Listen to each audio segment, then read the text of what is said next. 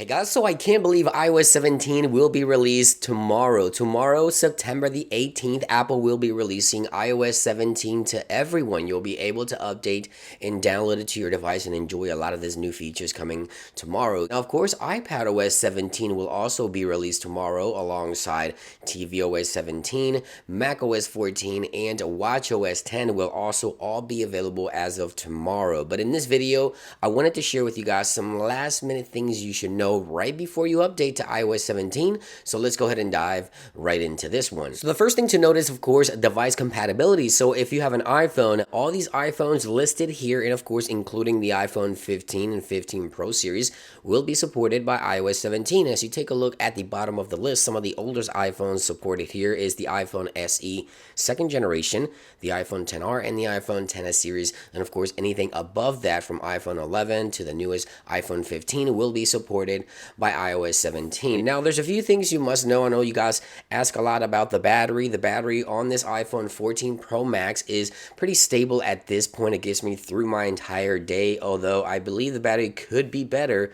It is pretty stable at this point. I get through my entire day, so if your battery is a concern, at least on the newer devices, it is pretty stable as of right now. Now, one thing I always say is that any app that you use that isn't an Apple application may not work properly after you update to iOS 17, so it is always good practice to go into the App Store, and even if you have automatic app updates enabled, you want to go into your avatar here and then refresh this section right here, and if there's any updates for your apps, that will be available right there. As you can see, right before a major update is released, usually developers push out an update to their applications in order to make them better compatible with your device and with the latest software running iOS 17 this year. Now, I've also noticed that within the past 48 hours, Apple has also pushed an update over the air for their iCloud terms and services. So you need to upgrade and agree to these before you do decide to update to iOS 17. Now, usually this happens when you click update to iOS 17, but if you can do it now,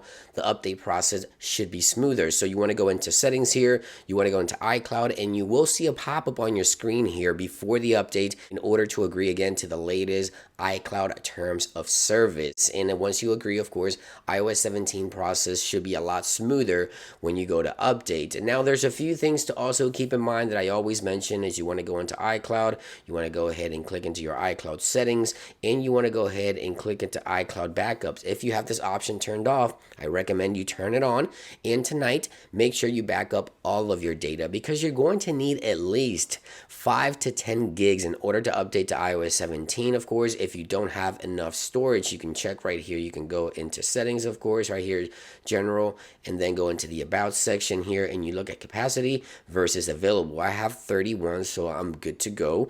And if you have less than 5, I recommend you offload a few applications. So under settings in general, go into iPhone storage here. And if you have an application that's taking up, I don't know, 2-3 gigs, you can offload that application, which means you can temporarily remove the physical application without deleting the data.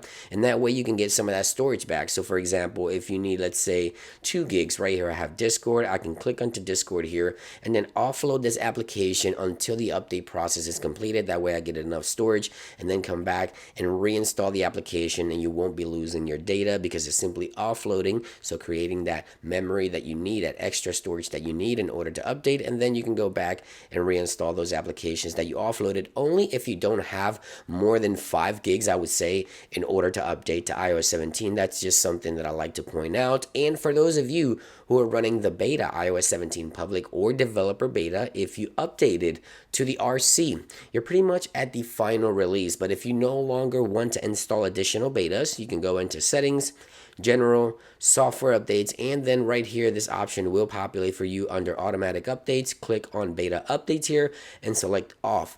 Once you select off, go ahead and reboot your iPhone, and you will no longer need to do anything else in order to continue with official releases. That's only if you don't want to continue testing betas. Keep in mind, this upcoming week Apple will release officially iOS 17 to everyone, but iOS 17.1 beta 1 will most likely be also released this week, as Apple usually will do this after they release a major update to the public, release another one for registered developers. And this is something I just wanted to mention, a few things I think you guys should know about before you go to update tomorrow to iOS 17. Again, iOS 17 will be made available to everyone tomorrow, September the 18th, around 1 p.m.